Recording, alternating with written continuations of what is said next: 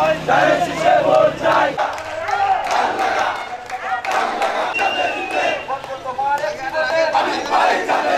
Vote চাই ভোটারের, দোয়া চাই সকলের।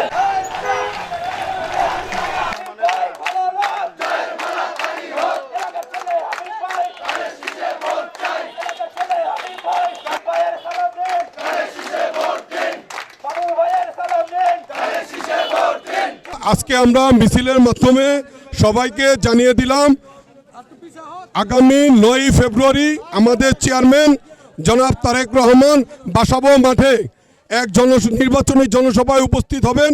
সেইখানে আপনাদের সবাইয়ের দাওয়াত। আর 10 তারিখ রাতে 12টায় আমাদের প্রচারণা শেষ হয়ে যাবে।